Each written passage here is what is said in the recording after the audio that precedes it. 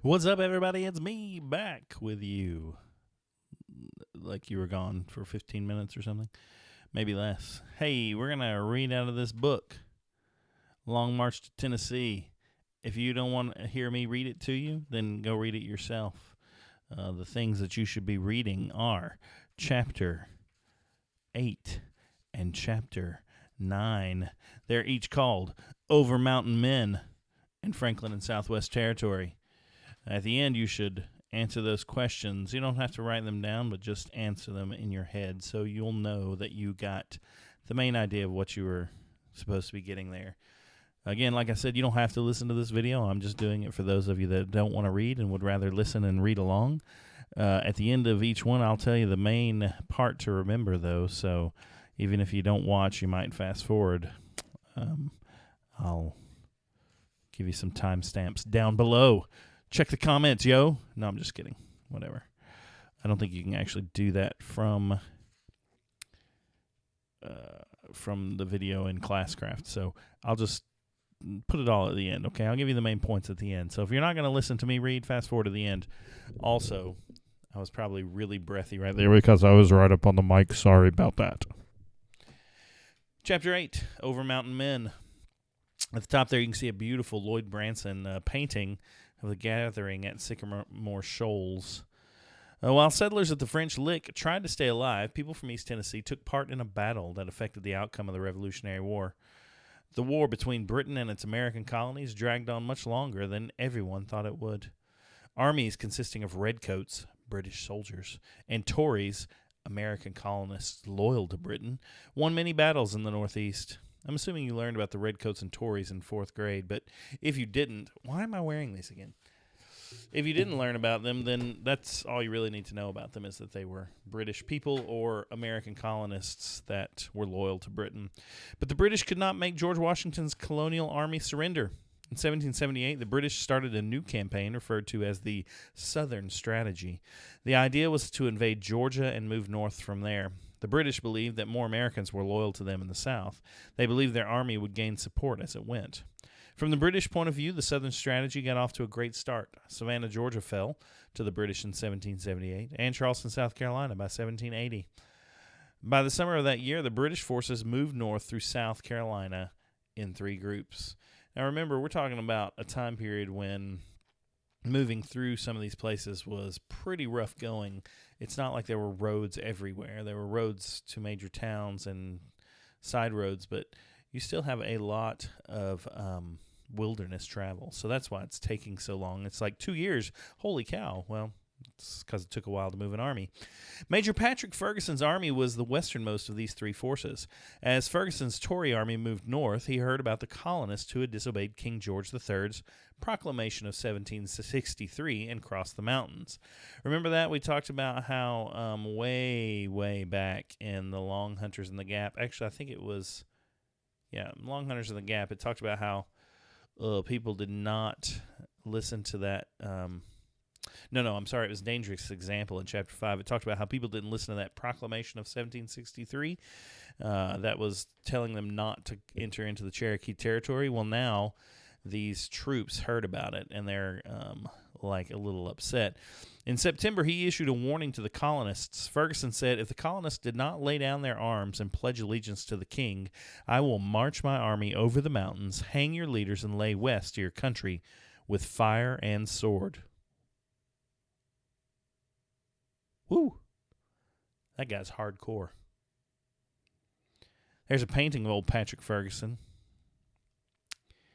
He doesn't look hardcore, but I mean, it's pretty hardcore. Hey, now this was not a smart thing to say to Tennessee early settlers. A settler named Isaac Shelby received this warning. He rode to meet with John Sevier, who was in Jonesboro at the time attending a horse race. Shelby and Sevier raised an army that would link up with other rebellious forces and fight Ferguson. On September 25th, 1780, these men gathered near Sycamore Shoals, like in the picture to the left on page 38. There were about 500 men from Tennessee and 400 from Virginia. Most of these men had no military training. None of them had uniforms, but they were skilled with musket guns. Many had experience fighting against Native Americans, and they were furious at Ferguson for issuing such a threat. Hey, be careful when you threaten people. Sometimes it just makes them angry. The Overmountain Men, as they became known, crossed the mountains. They marched and walked and rode about 200 miles in 2 weeks and joined up with other Americans from North Carolina and Virginia along the way. A few days later, they tracked down Ferguson's army on a hill called Kings Mountain near present-day Charlotte, North Carolina. The colonial forces split into groups and surrounded the mountain. Ferguson's Tories lined up and prepared to defend themselves. So you got the rebellious Overmountain Men who are fighting for America going up against American colonists who are fighting for the British. The soldiers from Tennessee and Virginia yelled at the top of their lungs and charged up the hill. They fired, ducked behind the nearest rock or tree to reload, and fired again. They used tactics they had learned from fighting Native Americans on the frontier. Ferguson's men fired and reloaded and fired again. Twice his men attached bayonets to their rifles and charged down the hill. The Overmountain Men ran from the bayonets, but after Ferguson's men headed back up the hill, the Overmountain Men chased them. About the time colonial soldiers made their way to the top of the hill, they killed Ferguson. At that point, the battle became a slaughter. They, the Tories, soon threw down their arms and surrendered, said James Collins, one of the Overmountain Men. After the fight was over, the situation of the poor Tories appeared to be really pitiable. The dead lay in heaps on all sides, while the groans of wounded were heard in every direction.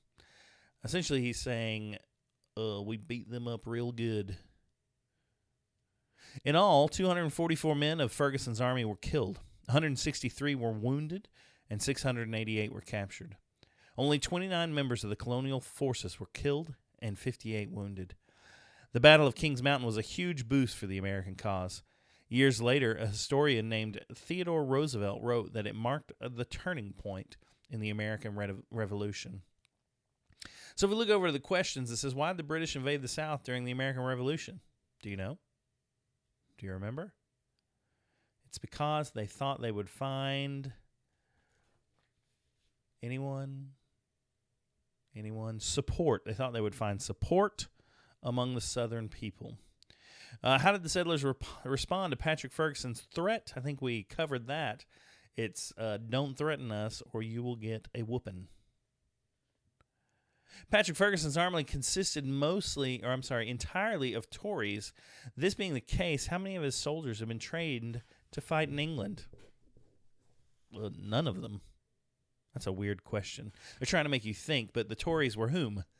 Who were the Tories? They were the colonists that lived in America, so probably none of them had been trained to fight in England. Why do you think the settlers responded to Ferguson's threat the way they did? Well, these people had been living out here by themselves. They were fending for themselves. They'd fought off Indians by themselves with little to no help from England, and so being threatened for doing what they had to do to survive did not feel good. Now, what part of this do you need to know? What part do you need to remember? Well, the main thing you need to remember is what an Overmountain Man is. It's those people that were from Tennessee that fought during these battles, the ones that went over the mountains, the Appalachian Mountains where we live, near where we live. So those Overmountain Men were those Tennessee settlers that went to go fight against Ferguson and these other English soldiers. Semantics. I know they're American soldiers, but you know what I'm saying. Let's look at Chapter 9. Also, I guess I'll have to repeat that because I said I'd do it at the end. Chapter 9, Franklin and the Southwest Territory. Now, this is a really cool bit of history that I didn't even know about. I never was taught this. This is something new that was new to me when I started to learn all about this. And we're not going to get to all of it, I don't think, in this chapter. Well, maybe it is all in this chapter. I guess we'll find out together because I've kind of forgotten. You can find this rebuilt capital of the lost state of Franklin in Greenville. We're not going to Greenville, but you can if you wish. After the Revolutionary War, the Washington District became part of the new state of North Carolina, but the people west of the Appalachian Mountains needed more protection and better services than they were getting from the government of North Carolina. It's kind of like a miniature English and American thing, if you think about it. The Americans felt like they weren't getting enough help, defense, their needs met from England. Well, now the people in this little district feel like they're not getting enough from North Carolina, so they're going to need some more. I'm going to sit up now because my back was hurting, and now it's not. So here we go. Let's find out what these people think. Let's see. In 1784, many of these people tried to form a new state. They met in Jonesboro and decided to call it Franklin, naming it for Benjamin Franklin. Also, Liam's middle name is Franklin after Benjamin Franklin. They elected John Sevier as their first governor. Now, Sevier's come up a lot. He was pretty important guy to this area of Tennessee, Franklin, state of Franklin, Watauga Compact, all those things. He had a lot of dealings in these things, and so they elected him as the first governor. For a few years, the state of Franklin did some of the things state governments are supposed to do. It began collecting taxes. It began issuing marriage licenses. At a time before paper money took hold, it set up a system of exchange using things such as deer and squirrel hides. However, the state of Franklin was never accepted as part of the United States by Congress, and it never became a state. Under the terms of the Articles of Confederation, 9 of the 13 states had to agree to accept Franklin as a state. Only 7 did. North Carolina was the biggest obstacle, surprise, surprise. Because of North Carolina's opposition, Franklin did not become a state. Probably because the state of Franklin was taking some of what, at the time, was part of North Carolina. That's why I say surprise, surprise. It's almost like they were taking some of North Carolina's land to make their own state. After the failure of the state of Franklin, all the land in the United States that was west of the original colonies became part of 2 territories. Tennessee was in the territory southwest of the Ohio River, commonly known as the Southwest Territory. The territory was divided into 2 districts, the Washington District, present-day Northeast Tennessee, and the Marrow District, Middle Tennessee. Many people thought President Washington would choose someone already living in the Southwest Territory to be its governor. Instead, Washington picked a member of the North Carolina legislature named William Blount. Blount was one of the 3 people from North Carolina who had attended the Constitutional Convention in Philadelphia. Washington probably met Blount there. So that just goes to show you the old adage, it's not what you know, it's who you know. So Washington had probably met this William Blount guy, knew him to be an honorable and good leader, and that's why he got the job. It probably had nothing to do with Washington not liking people from that area. He just didn't know any, so he knew this guy, and that's probably why he gave him the job. Let's see. Let me actually look and see what I'm reading because I've gotten off the page. Hold on. Blount decided to operate the territory's government at a home near the Watauga River called Rocky Mount. Tennessee's era as part of the Southwest Territory only lasted 6 years, but a lot of important things happened between 1790 and 1796 when Tennessee became a state. For instance, thanks to the state's first newspaper, the Knoxville Gazette, people could read national and international news. At the time, the French Revolution was the biggest thing in the news. 3 institutions of higher learning were started: Washington College, Greenville College, and Blount College. Now you know why it's called that. A lottery was organized to help raise money to build a road from east to middle Tennessee. I guess we'll see more on that in Chapter 11. Governor Blount spent most of his time dealing with Native Americans and the issue of statehood. He negotiated a new agreement with the Cherokee Nation called the Treaty of Holston. However, the Treaty of Holston did not bring peace. Within months of its signing, the Cherokee complained that settlers were moving onto their land. Meanwhile, Native Americans from various tribes made numerous attacks on settlers. It was during this violent period that several members of John Sevier's extended family were killed in present-day Montgomery County. Thomas Bigfoot Spencer was ambushed while traveling through present-day Cumberland County. Isaac Bledsoe's son and nephew were killed in a raid on Ziegler's Station in Sumner County. There were also killings and kidnappings done by white settlers against American Indians. One of the worst examples took place near Knoxville when 4 Cherokee chiefs led by Old Tassel came in peace to talk about recent killings, but were murdered under the flag of truce. Let me tell you guys, just because somebody does something wrong to you doesn't make it okay to do something wrong to them. All these people were in the wrong. Nearly every issue of the Gazette from this era contains a list of names of people killed in fighting. Last Saturday, John Donaldson arrived in town express from Marrow District, the May 18, 1793 Gazette reported. By him, we have received letters containing the most melancholy accounts of the distressed situation of the truly unfortunate inhabitants of that district. More than 500 settlers and probably just as many Native Americans were killed in battles between Tennessee settlers and Indians between 1780 and 1795. Confrontation and conflict is always going to be a problem. All right, why wasn't Franklin admitted to the United States as a state? Well, because not enough states agreed to letting them join in. What were the names of the two districts of the Southwest Territory? I can't even remember that without going back and looking, which is what you should be doing. They were called